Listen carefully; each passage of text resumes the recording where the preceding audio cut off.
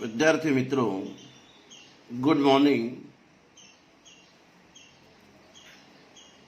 आज हिंदी विषय का व्याकरण विभाग का एक महत्वपूर्ण घटक जिसका नाम है उपसर्ग।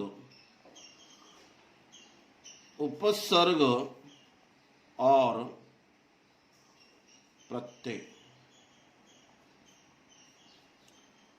उपसर्ग और प्रत्यय, इसकी जानकारी आज इस व्याकरण विभाग में हम प्राप्त करेंगे। इसमें से पहले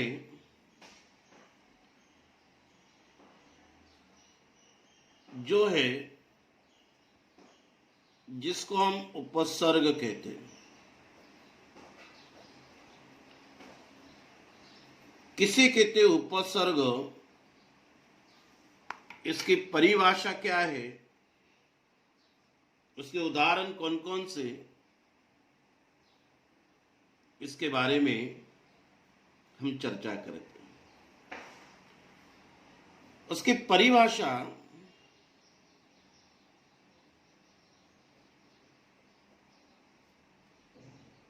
शब्द के पूर्व यानी पहले, जिसे हम आरंभ भी कहते हैं। शब्द के पूर्व जो अक्षर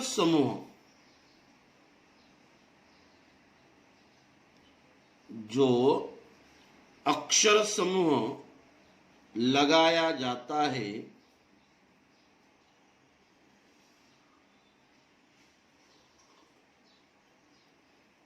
जो अक्षर समूह लगाया जाता है उसे उपसर्ग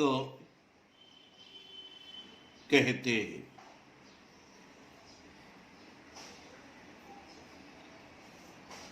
ये इसकी परिभाषा होगी उपसर्ग की।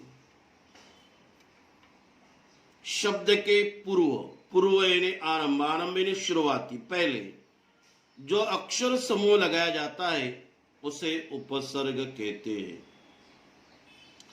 उदाहरण के तौर पर कभी हम देखते हैं, जैसे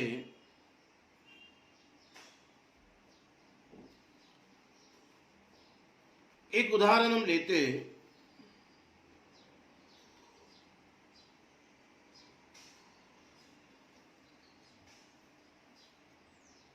रामू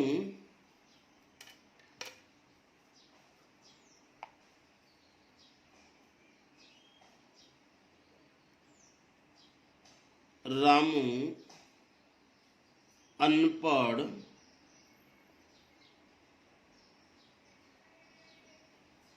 था। अभी इस वाक्य में एक अनपढ़ शब्द आया हुआ है।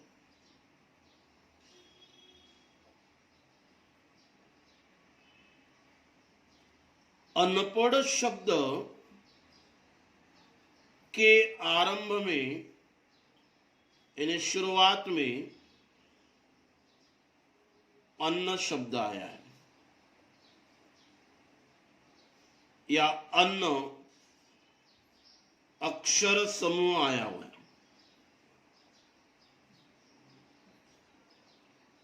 उसके बाद ये जो पौड़ शब्द है, तो इससे बन गया ये अन्नपौड़। इसीलिए पौड़ इस शब्द के आरंभ में अन्न शब्द का उपयोग किया गया। और हमारी परिभाषा है, शब्द के पूर्व आरंभ में जो अक्षर समूह लगाया जाता है उसे उपसर्ग कहते हैं। पढ़ के पहले या आरंभ में अन्न शब्द का उपयोग किया गया है इसीलिए यह अन शब्द उपसर्ग कहलाता है। एक महत्वपूर्ण वाक्य जो है, उपसर्ग का जो लगा हुआ उपसर्ग का स्वतंत्र अर्थ नहीं होता। उपसर्ग का स्वतंत्र अर्थ नहीं होता, इसका कोई अर्थ ही नहीं निकलता है। जैसे अनपढ़ में पढ़ शब्द को हमने अलग कर दिया, आरंभ में अन शब्द लगा है, अन शब्द का कोई अर्थ ही नहीं है। इसीलिए ये एक वाक्य महत्वपूर्ण ध्यान में रखना बहुत आवश्यक है। अभी कुछ और उदाहरण हम देखते हैं। जैसे कुछ वाक्य में यहां लिखता हूं या शब्द लिखता हूं,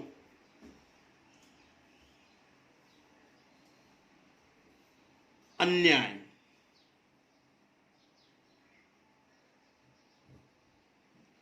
दूसरा शब्द मैंने लिखा विजय, तीसरा लिखा उपग्रह, और चौथा शब्द मैंने लिखा लापरवाह।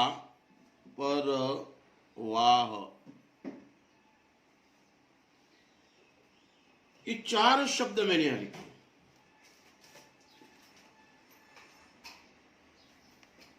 इसका कभी हम विग्रह करते, उपसर्ग अलग निकालते, तो पहले में क्या हो जाएगा, अन्याय और न्याय।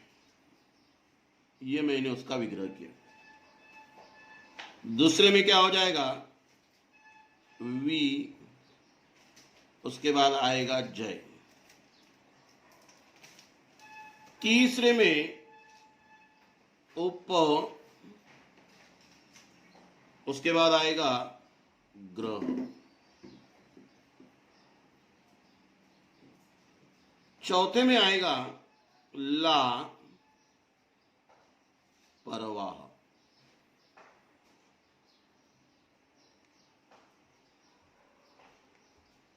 ये जो शब्द बने हुए,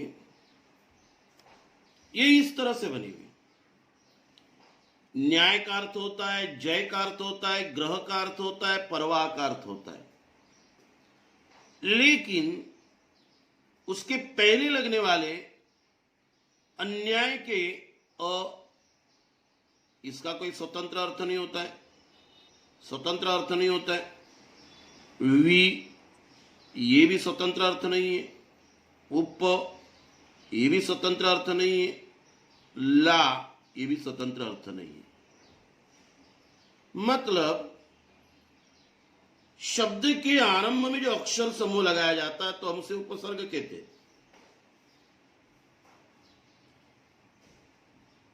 न्याय, जय, ग्रह और परवाह, इन शब्दों को हम मूल शब्द कहेंगे। कौन सा शब्द कहेंगे, मूल शब्द। इन शब्दों को हम कहेंगे मूल शब्द। अभी इसके पहले ये जो शब्द है ये मूल शब्द। अभी इसके पहले जो शब्द लगे क्रमशः हम कभी देखते अ, वी, उप, ला, ये जो शब्दांश लगाए गए इसमें मूल शब्द का अर्थ बदल गया है। न्याय के अन्याय हो गया। जय को पहले वी लगा दिया तो विजय हो गया। ग्रह को उप लगा दिया तो उपग्रह बन गया। परवाह को ला लगा दिया तो लापरवाह बन गया। मतलब इनके अर्थ ये शब्द लगाने के कारण, आरंभ में या उपसर्ग लगाने के कारण इनका अर्थ बदलकर ये शब्द तैयार हो गए। इनका कुछ विशेष अर्थ निकलता है। मूल शब्द के पहले लगने वाले शब्दांश को उपसर्ग कहते हैं। तो ये बन गए आपके उपसर्ग। क्या बन गए? उपसर्ग।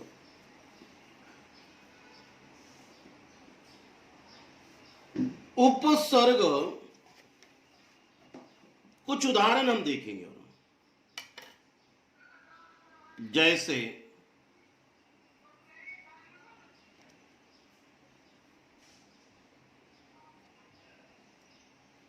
अप। अप शब्द से क्या होगा? अभी शब्द से कौन कौन से शब्द तैयार होते हैं? अधि शब्द उपसर्ग के तौर पर लगाने के बाद कौन से दिते? प्रति शब्द लगाने के बाद उपसर्ग के माध्यम से कौन से शब्द तैयार होते? ना शब्द लगाने के बाद कौन से शब्द तैयार होते? अन शब्द का इस्तेमाल करने के बाद कौन से शब्द तैयार होते? जैसे सो से क्या होगा, कु से क्या हो जाएगा, हम से क्या होगा। देखिए कुछ उदाहरण हम यहां देखते हैं। अप शब्द से अपयश, ये शब्द तैयार हो गया। अपमान भी होता है, अपराध भी होगा। अभी शब्द लगाने के बाद अभिनेता एक तैयार हो जाएगा। अभिप्रेत, अभ्यास भी हो जाएगा। अधि शब्द से अधिकार होता है। अधिभार भी होता है।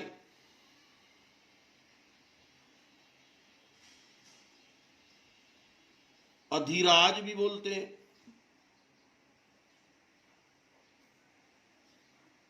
प्रति शब्द से प्रतिदिन, प्रतिक्षण, प्रतिकार और कुछ शब्द बनेंगे। ना शब्द से नालायक, नाकाम, नाखुश। सो शब्द से स्वदेश। पहले अन्न शब्द से हम देखेंगे अनमोल,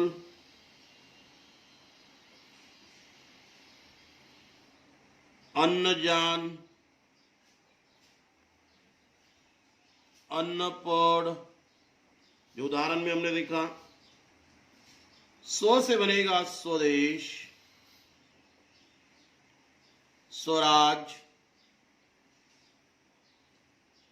स्वतंत्र। कु से होगा कुसंग,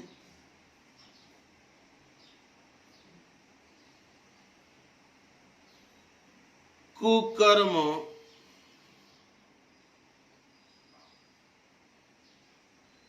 कुमार्ग। हम से बनेगा हम सफर, हमराज,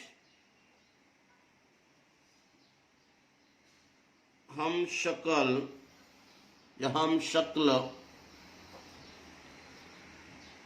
बच्चे इतने सारे उदाहरण मैंने यहां लिखे हुए, और कई हो सकते, अन से हो सकते, उत से हो सकते, बद से हो सकते, बदनाम बोलते हम, बदबू बोलते, परा से होता है पराजय, पराधीन, पराक्रम, बहुत सारे से। परीक्षा में आपको शब्द से मूल शब्द अलग कर कर उपसर्ग अलग कीजिए। यहां अप शब्द का इस्तेमाल हो रहा है। यश मूल शब्द है। यश शब्द मूल है। मान शब्द मूले, राध शब्द मूले, उसको लगने वाला शब्द अप। अभी भी वैसे नेता, प्रेत, यास। तो ये जो शब्द है अधिकार में कार, भार, राज शब्द लगे अधि अधि अधि। तो कुल मिलाकर मुझे ये बताना है इन शब्द के पहले लगता है मूल शब्द के पहले या आरंभ में, तो उसे हम उपसर्ग कहते हैं। अभी हम देखेंगे प्रत्यय के बारे में।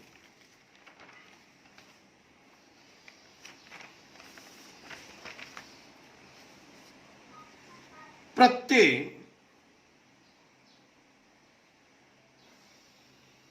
किसे कहेंगे? प्रत्यय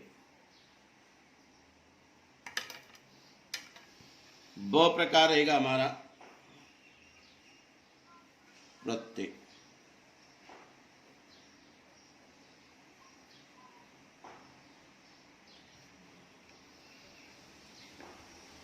प्रत्यय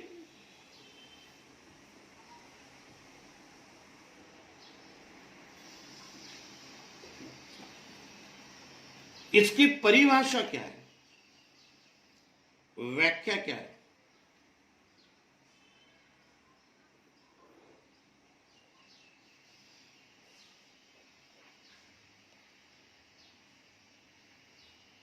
शब्द के अंत में लगने वाले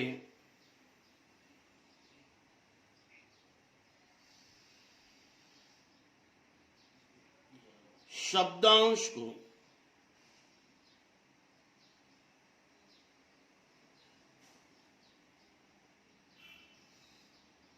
प्रत्यय कहते हैं।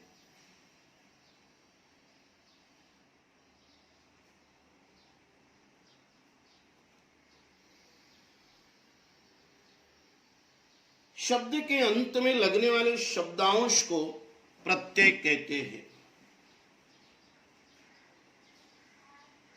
अभी हम देखेंगे कुछ उदाहरण।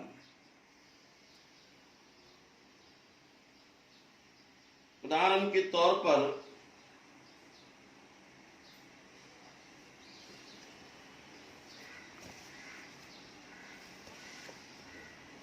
पहला शब्द हम लिखते हैं शानदार।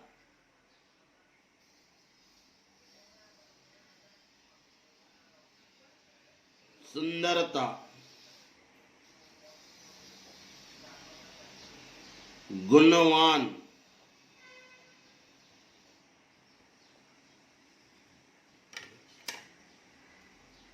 अभी ये शब्द बने कैसे?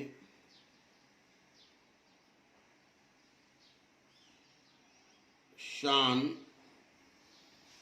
उसमें दार मिला दिया तो शानदार हो गया।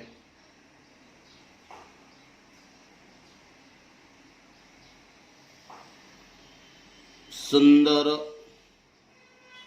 उसमें ता मिला दिया। गुण, वान प्रत्यय लगा दिया। देखिए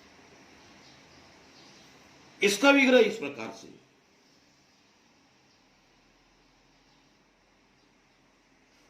ये जो शब्द है मूल शब्द शान, सुंदर, गुण, प्रत्यय लगे दार, ता, वान।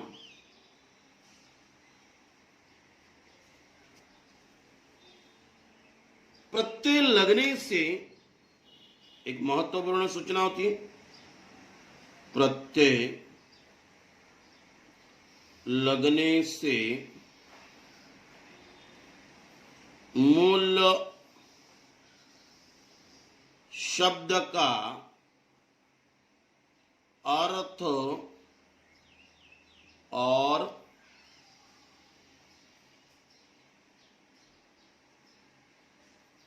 मूल प्रत्यय लगने से मूल शब्द का अर्थ और भाव बदल जाता है।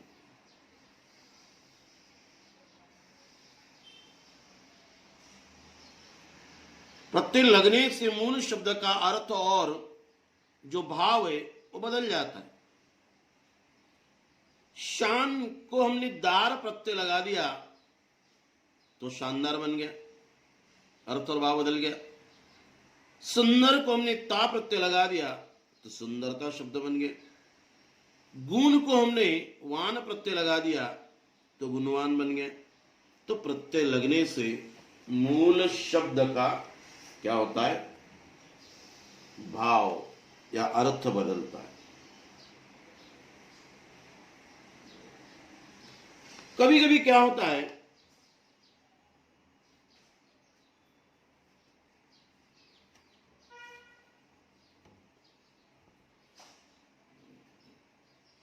भाववाचक संज्ञा,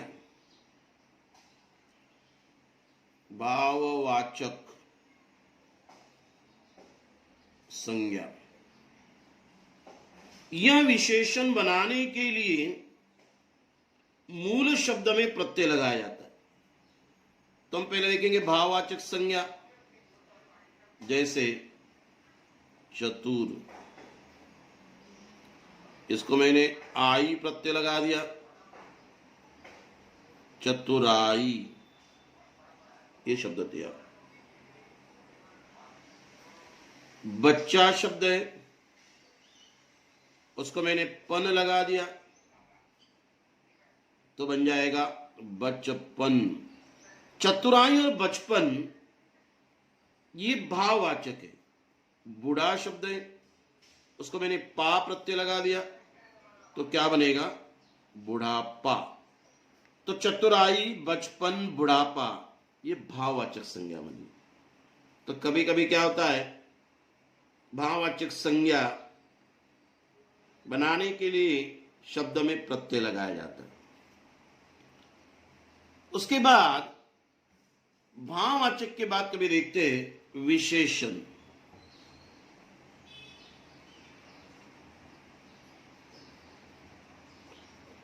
विशेषण में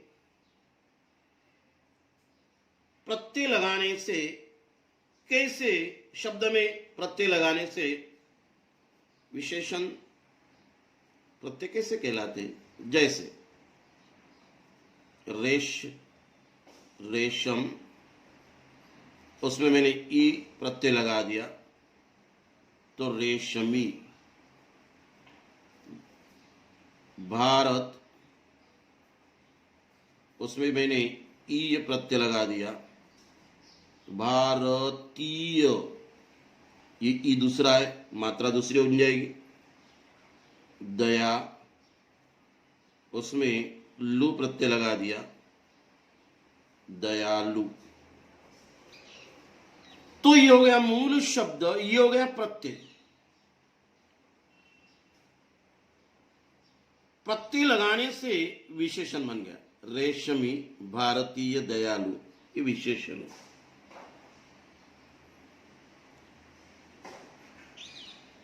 कभी कभी क्या होता है, क्रियाओं से भाववाचक संज्ञा और विशेषण बनाए जाते हैं। क्रियाओं से, क्रियाओं से कभी कभी भाववाचक संज्ञा और विशेषण बनाए जाते हैं। तो इसमें जो मूल धातु होता है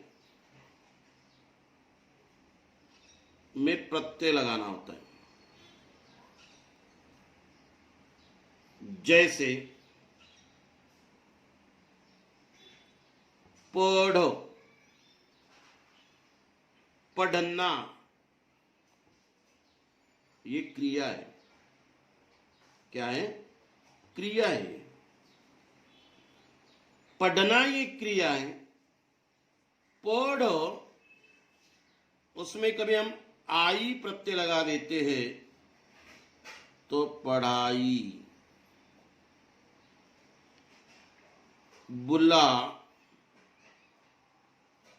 उसमें आवा हमने प्रत्यय लगा दिया तो बुलावा।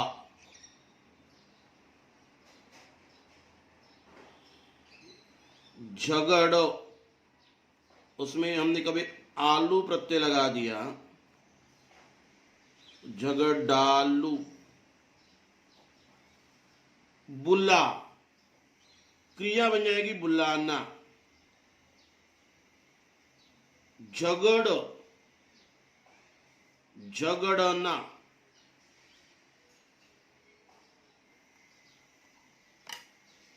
ये जो है क्रियाओं से भाववाचक संज्ञा और विशेषण मूल धातु और प्रत्यय होता है। ये मूल धातु है और ये लगे प्रत्यय। पढ़, बुला, झगड़। पढ़ से क्रिया बनती है पढ़ना, बुला से क्रिया बनती है बुलाना, झगड़ से क्रिया बनती है झगड़ना। इसको हमने प्रत्यय लगाया, पढ़ आई लगा दिया, बुला को हमने आवा लगा दिया, झगड़ को हमने आलू लगा दिया, तो पढ़ाई, बुलावा, झगड़ालू। मतलब क्रियाओं से भाववाचक संज्ञा और विशेषण क्या होते, बनाने के लिए धातु को प्रत्यय लगाया जाता है। तो ये प्रत्यय के ऐसे कुछ भाववाचक संज्ञा, विशेषण और क्रियाओं से भी बनते। लेकिन प्रत्यय के मुख्य दो प्रकार है। कितने प्रकार है? दो भेद है प्रत्यय के।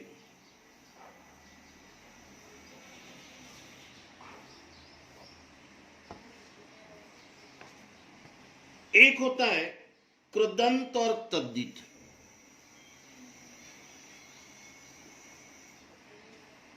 दूसरा होता है तद्धित।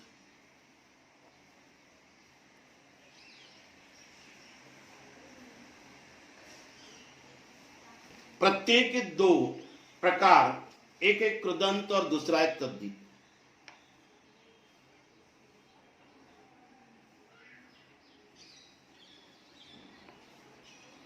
कृदंत प्रत्यय किसे कहते, इसकी हम चर्चा करेंगे।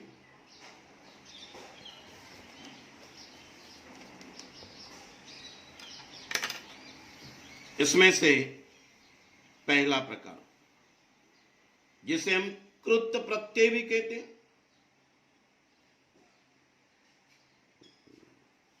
कृदंत भी कहते हैं।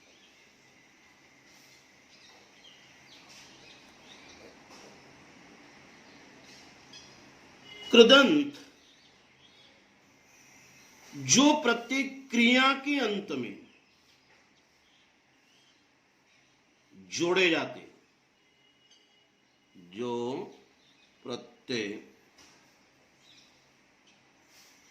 क्रिया के अंत में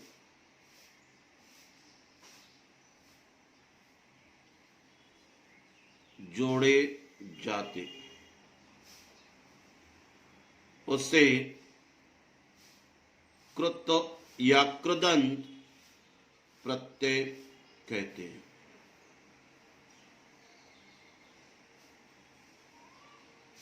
क्रिया के अंत में और कृत प्रत्यय जोड़ने से बने हुए शब्द ही कृदंत कहलाते। उसके चार प्रकार हैं। वर्तमान कालीन कृदंत,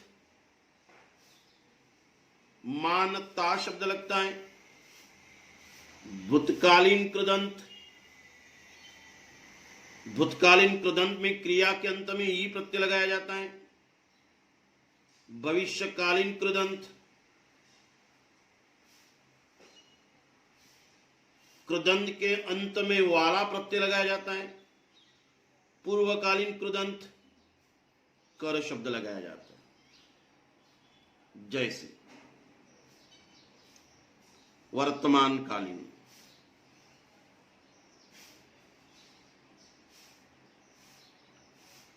वर्तमान कालीन कृदंत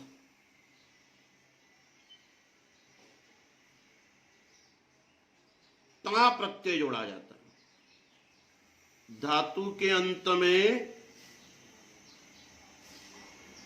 वर्तमान कालीन कृदंत में धातु के अंत में मान या ता लगाया जाता है। जैसे अपमान, यह आ गया मान शब्द। दाता, अप, यहां मान आ गया। दाता, तो ऐसे ये हमें खाली ध्यान में रखना है। दूसरा होता है भूतकालीन कृदंत।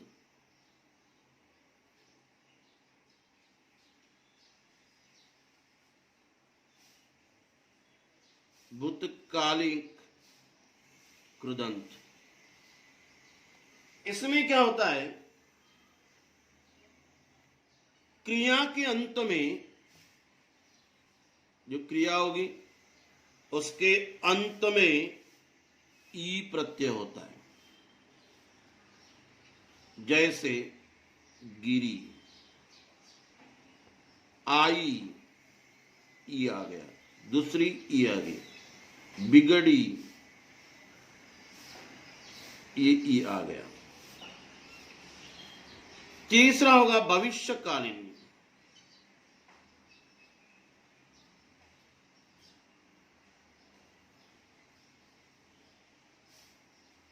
इस कृदंत में क्रिया के अंत में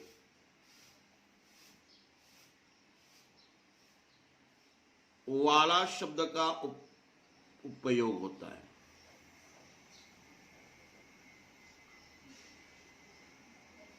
जैसे गाने वाला आ गया, वाला, आने वाला,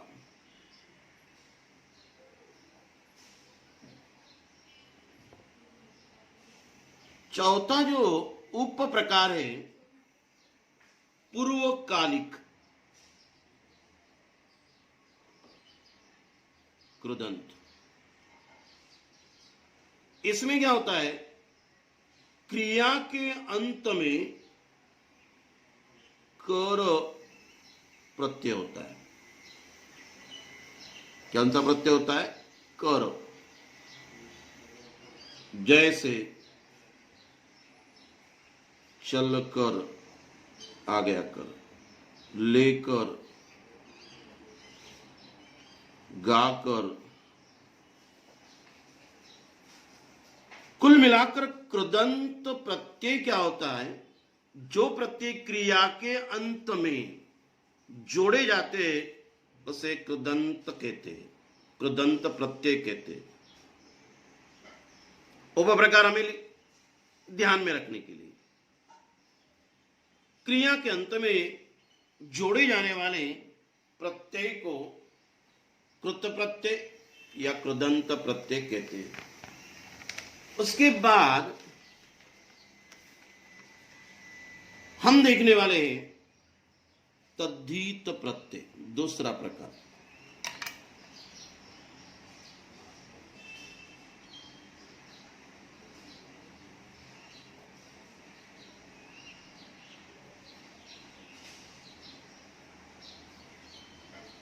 पहले हमने देखा कृत प्रत्यय, प्रत्यय के उप प्रकार है धातु को छोड़कर। किसको छोड़कर, धातु को छोड़कर।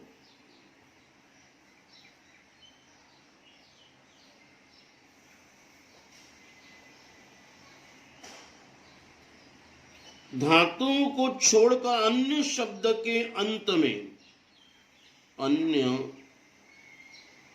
शब्द के अंत में लगने वाले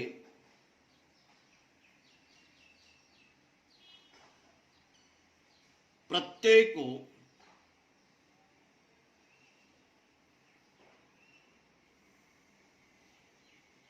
तद्धित प्रत्यय कहते हैं। धातु को जुड़ने वाले को हम कहते हैं कृदंत प्रत्यय। फिर धातु को छोड़कर लगने वाले जितने भी शब्द होते हैं उसे हम तद्धित प्रत्यय कहते हैं। फिर इसमें भी प्रकार है। भाववाचक, जैसे भाववाचक में 5 शब्द लगने से क्या होता है? बुढ़ापा, मोटापा, देखो पा लग गया।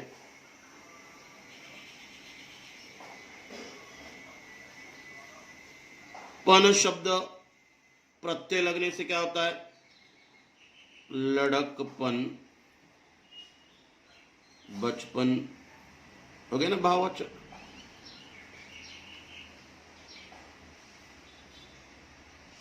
ऊनवाचक,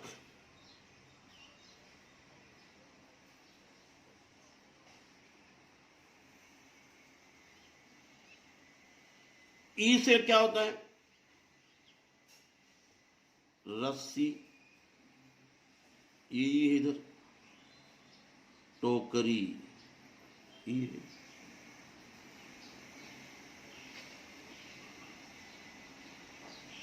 इसमें कभी आ से कभी हम देखते हैं भूखा, आ गया आ, प्यासा,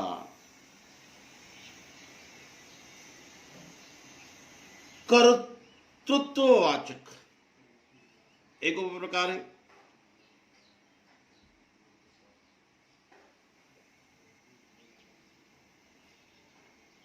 जैसे कभी हम देखते आर सुनार,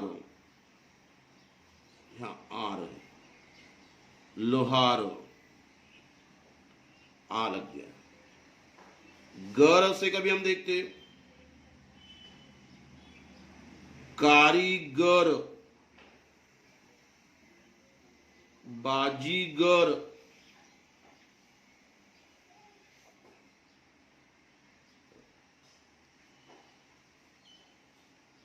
धातुओं को छोड़कर, क्रियाओं को छोड़कर, माफ करना, संबंधवाचक में क्या होता है?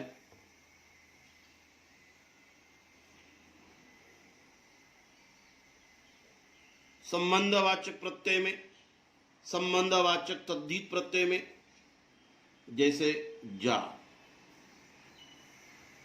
भतीजा,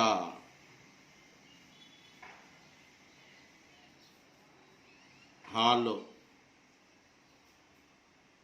ननी हाल,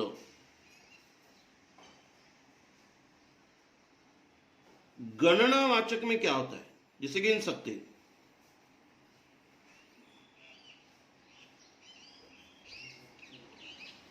गणना में क्या होता है? ला, पहला।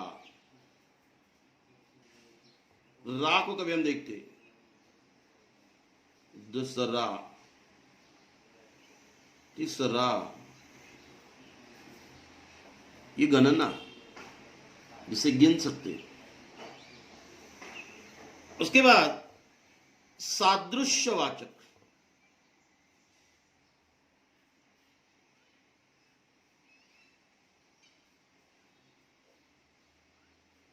जैसे एक आदि शब्द में सा लगा दूं, काला सा, पीला सा।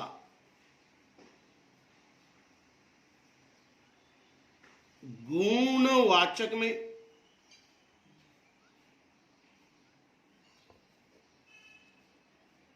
जैसे लू शब्द का इस्तेमाल करता हूं, कृपालु, दयालु, ये गुणवाचक में आता है। स्थानवाचक में स्थानवाचक तद्धित प्रत्यय, जैसे ई का इस्तेमाल हो रहा है, पंजाबी, बंगाली, ये आ गई। तो विद्यार्थी मित्रों, उपसर्ग और प्रत्यय बड़ा छोटा सा टॉपिक है, लेकिन बड़े विस्तार से हमने उसको देखा। शब्द के पूर्व या आरंभ में जो अक्षर समूह लगाया जाता है उसे उपसर्ग कहते हैं, और शब्द के पश्चात बाद में जो शब्दांश लगाया जाता है उसे प्रत्यय कहते हैं। प्रत्यय के मुख्य दो प्रकार हैं, कृत प्रत्यय या कृदंत प्रत्यय और तद्धित प्रत्यय। क्रिया के अंत में जो जुड़ते उसे कृत प्रत्यय कहते हैं, और क्रिया को छोड़कर जो शब्दांश लगाए जाते उसे तद्धित प्रत्यय कहते हैं। फिर और विस्तार से हमने उसको देख लिया था। वर्तमानकालीन कालीन कृदंत, भूतकालीन कृदंत, भविष्यकालीन कृदंत, पूर्वकालिक कृदंत। ध्यान में रखने के लिए तद्धित के भी 8 प्रकार हमने देखे। भाववाचक तद्धित प्रत्यय, ऊनवाचक तद्धित प्रत्यय, कर्तृत्ववाचक तद्धित प्रत्यय, संबंधवाचक तद्धित प्रत्यय, गणनावाचक तद्धित प्रत्यय, सादृश्यवाचक तद्धित प्रत्यय, गुणवाचक तद्धित प्रत्यय और स्थानवाचक तद्धित प्रत्यय। तो इस प्रकार से ये उपसर्ग और प्रत्यय का एक महत्वपूर्ण घटक, उसके बारे में हमने चर्चा की। उम्मीद कर रहा हूं कि बच्चों आपको ये समझ में आया होगा। धन्यवाद।